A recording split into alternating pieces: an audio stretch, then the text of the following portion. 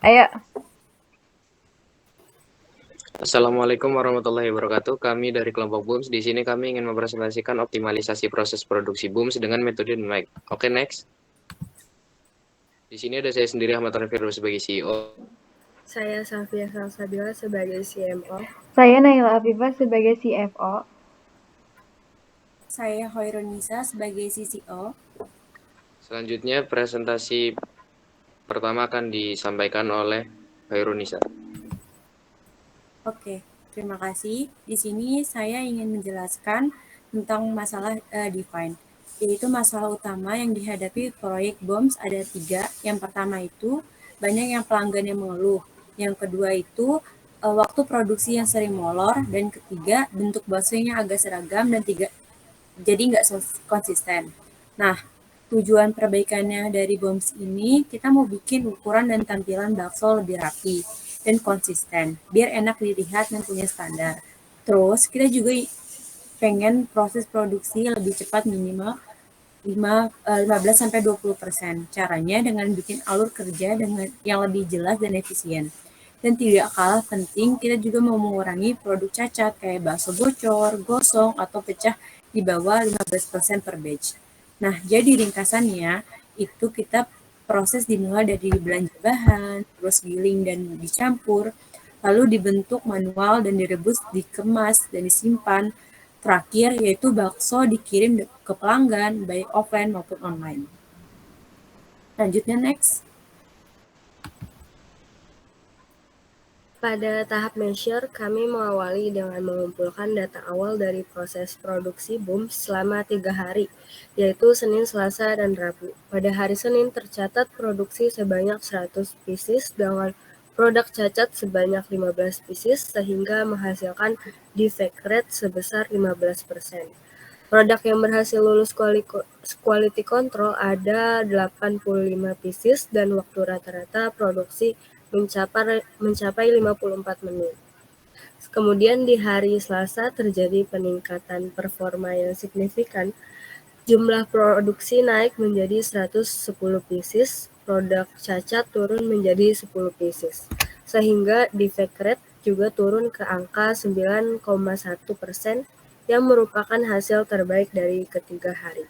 Lalu di hari Rabu, produksi justru menurun ke 95 pieces, namun jumlah produk cacat meningkat menjadi 18 pieces. Dengan demikian, defect rate-nya pun menjadi yang tertinggi, yaitu 18,9, dan hanya 77 pieces yang berhasil lolos QC.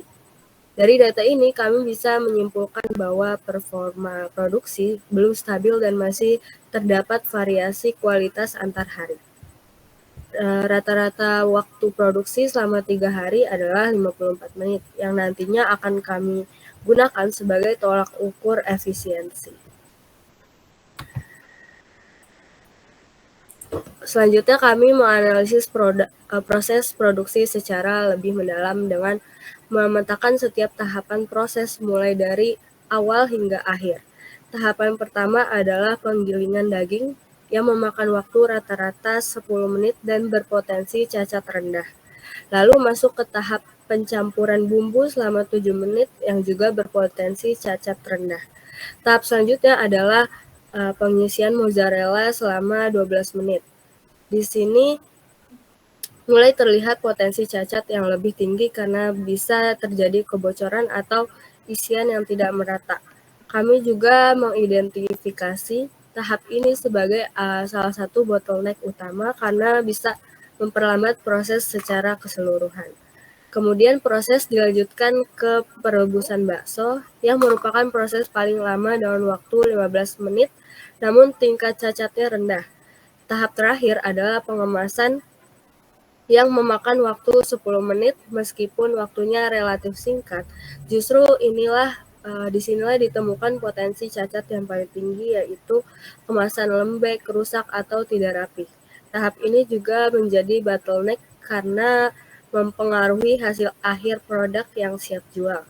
Dari analisis ini, kami menyimpulkan bahwa pengisian mozzarella dan pengemasan perlu mendapatkan perhatian khusus sebagai fokus perbaikan untuk menurunkan tingkat cacat dan memperlancar alur produksi. Next. Di analis fishbone ini, pada diagram ini kita menganalisis penyebab utama cacat produksi pada BOOMS, seperti isi tidak sesuai pesanan dan packaging rusak. Penyebabnya itu diklasifikasikan dalam 6M. Material, manpower, method, machine, measurement, dan mother nature.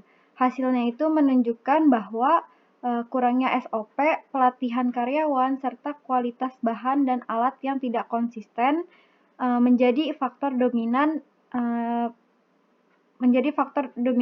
pada bisnis ini. Terus juga diagram ini membantu menentukan fokus perbaikan agar kualitas produk lebih terjaga. Next.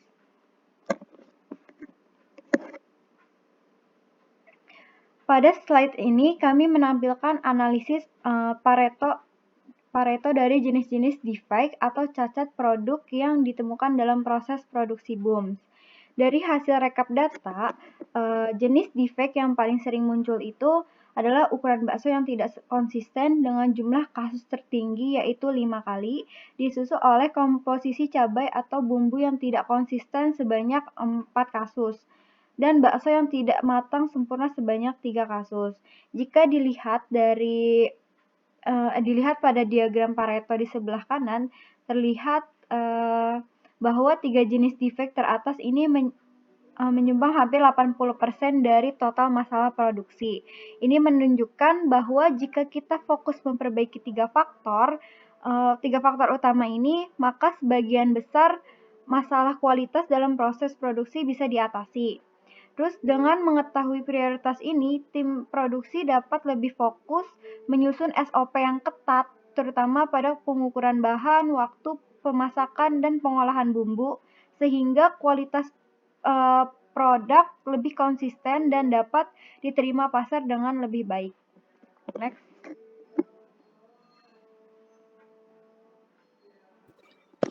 Untuk selanjutnya bagian improve.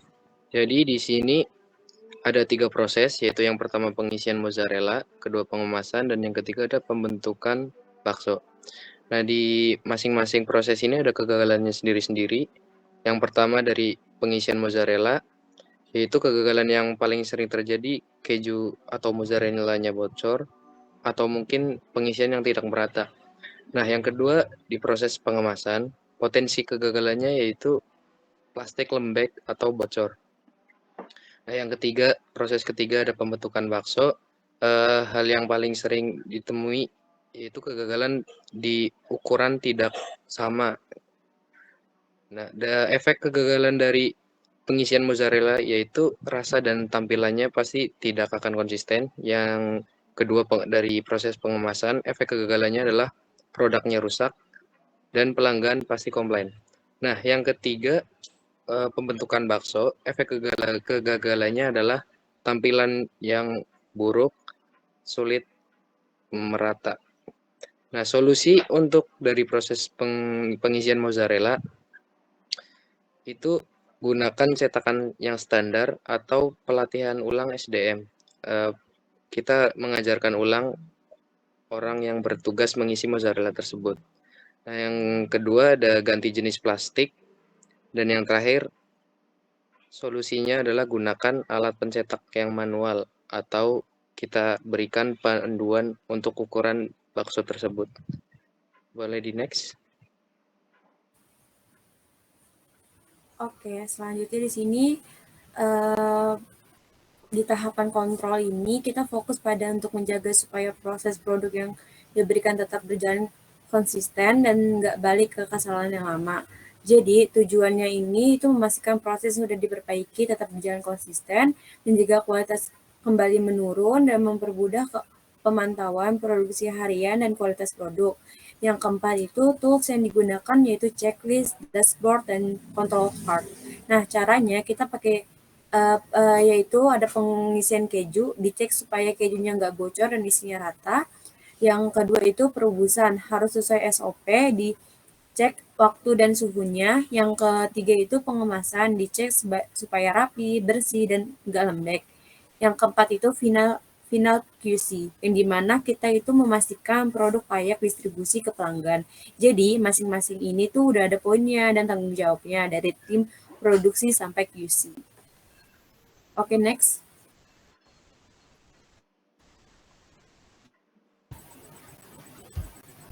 Di sini kami membuat dashboard monitoring harian yang memvisualisasikan jumlah produksi dan jumlah produk yang lulus QC dalam bentuk tabel dan grafik batang. Pada hari Senin, produksi sebanyak 100 pieces yang lolos QC adalah 85 pieces. Hari Selasa menunjukkan performa terbaik dengan 110 pieces diproduksi dan 100 pieces lulus QC. Sementara hari Rabu produksinya turun ke 95 pieces dan yang lolos hanya 77 pieces. Grafik di sebelah kanan ini memperjelas tren ini, di mana kita bisa melihat bahwa semakin kecil persentase cacat, semakin besar pula jumlah produk yang lolos QC. Nah, dari dashboard ini kami dapat terus memantau efektivitas perbaikan yang dilakukan. Kami juga mengidentifikasi pola harian dan memastikan bahwa standar kualitas tetap terjaga. Dashboard ini tidak hanya berguna sebagai alat pengawasan, tapi juga sebagai dasar evaluasi untuk pengambilan keputusan lanjutan agar proses produksi bisa terus dioptimalkan. Next. Untuk kontrol monitoring plan proyek BOOMS di sini ada 3 hari, yang pertama hari Senin, Selasa, dan Rabu. Persentase produk cacat di hari Senin itu ada 15%, lulus UCL dan lulus LCL, dan validasinya dalam batas. Yang kedua di hari Selasa, presentasi produk cacat di hari Selasa itu ada 9,10%, lulus UCL dan LCL juga. Dan yang terakhir di hari Rabu, persentase produk cacat itu ada di 18,90%. UCL dan LCL dan validasi itu juga lolos semua. Nah, jika persen cacat di atas 20%, perlu evaluasi ulang proses pengemasan dan pengisian. Dan grafik di samping kanan ini adalah gambaran dari presentasi produk yang cacat dari hari Senin di 15%, Selasa kita turun di 9,10%, dan di hari Rabu melonjak di angka 18,90%. Next. Ya, kesimpulan dan dampak perbaikannya itu kita melalui penerapan metode DMAIC, yaitu proyek ini berhasil mengidentifikasi kendala utama dalam proses produksi BOOM, seperti Mohon maaf, bisa dibuka mute-nya. Kesimpulan dan dampak perbaikannya itu melalui penerapan metode DMAIC itu, proyek ini berhasil mengidentifikasi kendala utama dalam proses produksi BOOMS, seperti waktu produksi yang tidak konsisten, kurangnya monitoring, dan belum optimal alur kerjanya. Setelah dilakukan analisis dan perbaikan, efisiensi produksi meningkat dengan waktu penyajian yang lebih cepat dan proses yang lebih terstruktur. Monitoring harian serta SOP yang diterapkan juga mendukung kontrol kualitas yang lebih baik.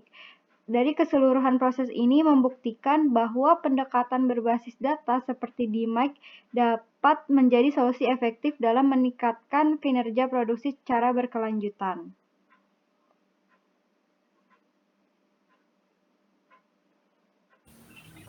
Baik, sekian dari kelompok kami. Mohon maaf masih banyak kekurangan dan kesalahan kata. Terima kasih. Assalamualaikum warahmatullahi wabarakatuh.